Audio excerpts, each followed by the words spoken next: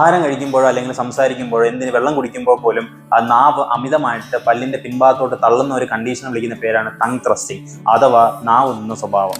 ഇതിന്റെ കാരണങ്ങൾ നോക്കിക്കഴിഞ്ഞാൽ ഹെറിഡിറ്ററി ആയിട്ട് വരാം, പാരമ്പര്യമായിട്ട് വരുന്നതായിരിക്കാം, അല്ലെങ്കിൽ ജന്മന. ഇപ്പൊ ഞാൻ ഉൾപ്പെടെയുള്ള എല്ലാ ആൾക്കാരും കുഞ്ഞായിരിക്കുന്ന സമയത്ത് ലിക്വിഡ് ആയിട്ടുള്ള പാലോ അല്ലെങ്കിൽ വെള്ളമോ കുടിക്കുമ്പോൾ ശ്വാസമുട്ട് ഉണ്ടാവാണ്ടിരിക്കാനായിട്ട് നമ്മളെ ബോഡി നാച്ചുറലി ഉണ്ടാക്കുന്ന റിഫ്ലക്സ് ആണ് ടങ് ത്രസ്റ്റിംഗ് റിഫ്ലക്സ് എന്ന് പറയുന്നത്.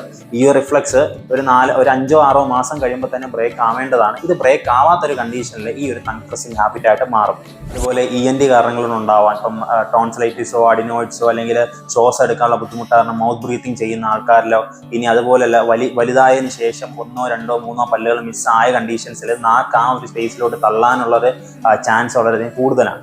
ഇങ്ങനെ ഒരുപാട് കാരണങ്ങളുണ്ട് ഈ പറഞ്ഞ ടങ് ത്രസ്റ്റിംഗ് ഹാബിറ്റ് ഉണ്ടാവാം. ടങ് ത്രസ്റ്റിംഗ് ഹാബിറ്റ് കൊണ്ട് പല്ലിനും അതുപോലെ തന്നെ വായിനൊക്കെ ഒരുപാട് ബുദ്ധിമുട്ടുണ്ടാവാറുണ്ട്. അതിലൊരു മെയിൻ പ്രോബ്ലം എന്ന് പറയുന്നത് ഓപ്പൺ ബൈറ്റ് ആണ്. മുകളിലത്തെയും താഴത്തെയും പല്ലിന് കൂട്ടിമുട്ടാത്ത ഒരു അവസ്ഥ. അതുപോലെ തന്നെ പല്ലിന് തള്ളലുണ്ടാവുക, പല്ലുകൾക്കിടയിൽ സ്പേസ് ഉണ്ടാവുക, പിന്നെ സ്പീച്ച് ഒരു മെയിൻ പ്രോബ്ലമാണ്. എസ് അല്ലെങ്കിൽ ഇസഡ് എന്ന് പറയുന്ന ലെറ്റേഴ്സ് കറക്റ്റ്ലി പ്രൊണൗൺസ് ചെയ്യാൻ പറ്റാത്തൊരു കണ്ടീഷൻ. ഇനി കഴിക്കുന്ന ആഹാരം കറക്റ്റായിട്ട് വിഴുങ്ങാൻ പറ്റാത്ത കണ്ടീഷൻ, അത് പുറത്തോട്ട് വരുന്നൊരു കണ്ടീഷൻ ഉണ്ടാവുക. യൂഷ്വലി ഒരു 4-5 വയസ്സാകുമ്പോൾ തന്നെ ഈ ഒരു ഹാബിറ്റ് ബ്രേക്ക് ആവേണ്ടതാണ്.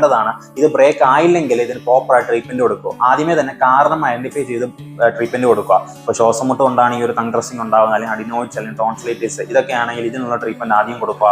അതുപോലെ തന്നെ ഇപ്പം വായിലെ കാരണങ്ങൾ കൊണ്ടാണ്, ഇപ്പോൾ പല്ലില്ലാത്ത കാരണം കൊണ്ടാണ് പല്ലുന്ന സുഖം, ആ പല്ലിനെ റീപ്ലേസ് ചെയ്ത് കൊടുക്കുക.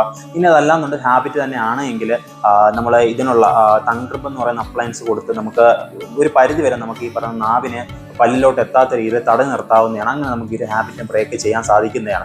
പക്ഷെ ഇതൊന്നും ചെയ്തില്ല എന്നുണ്ടെങ്കിൽ ഫ്യൂച്ചറിൽ അത് വലിയൊരു ഇഷ്യൂ ആയിട്ട് മാറും. നമ്മളെ വായിൻ്റെ മൊത്തം ഒരു എസ്തെറ്റിക്കലി തന്നെ ഇഷ്യൂ ഉണ്ടാവും, അതുപോലെ ഫംഗ്ഷനലിയും നമ്മുടെ പല്ലിന് ഒരുപാട് ഡാമേജ് ഉണ്ടാക്കും. നിങ്ങൾക്കോ അല്ലെങ്കിൽ നിങ്ങളുടെ മക്കൾക്കോ അല്ലെങ്കിൽ ഫാമിലി മെമ്പേഴ്സോ അല്ലെങ്കിൽ റിലേറ്റീവ്സ് ആർക്കെങ്കിലും ഈ ഒരു ടങ് ത്രസ്റ്റിംഗ് ഹാബിറ്റ് ഉണ്ടെങ്കിൽ അടുത്തുള്ള ഡെന്റിസ്റ്റിനോ അല്ലെങ്കിൽ ഓർത്തഡോണ്ടിസ്റ്റിനെ കാണിച്ച് അതിനൊരു സൊല്യൂഷൻ ഉടൻ തന്നെ കണ്ടെത്തുക. മാക്സിമം ആൾക്കാർക്ക് ഈ ഒരു വീഡിയോ ഷെയർ ചെയ്ത് കൊടുക്കുക. Keep smiling and stay healthy.